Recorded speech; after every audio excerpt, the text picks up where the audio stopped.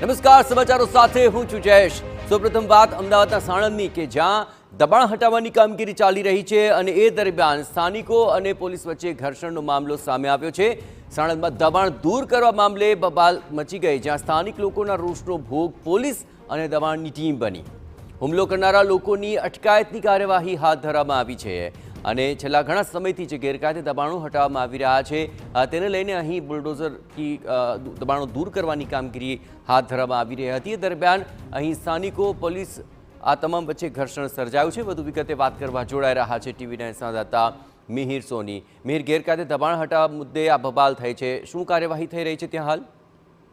જય સાણંદમાં દબાણ દૂર કરવા દરમિયાન પોલીસ અને સ્થાનિકો વચ્ચે ઘર્ષણનો મામલો છે તે સામે આવ્યો છે।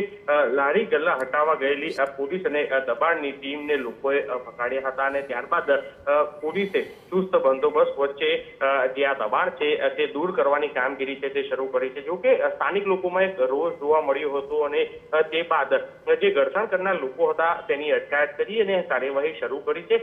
સાથે જ જે છેલ્લા અઠવાડિયાથી ગેરકાયદેસર બાંધકામ અને આ રીતનું દબાણ હોય છે તેને દૂર કરવા માટે તંત્ર દ્વારા પોલીસ સાથે રહી અને આ દૂર કરવાની કામગીરી છે તે સતત યુદ્ધના ધોરણે ચાલી રહી છે। ત્યારે સાણંદમાં પણ જે આ ગેરકાયદેસર રીતનું બાંધકામ સાથે જે આ લારી ગલ્લા હતા તેને હટાવવા જતા જ આ મામલો છે તે વિકસાયો હતો અને હાલ પોલીસના ચુસ્ત બંદોબસ્ત વચ્ચે જે કામગીરી છે તે ચાલી રહી છે। જય આભાર મિહિર, તમામ ગતિવિધિઓ પર આપ નજર રાખતા રહેજો। તો હાલ આ જે રોષ છે તેને ખાળવાનો પ્રયત્ન કરવામાં આવી રહ્યો છે।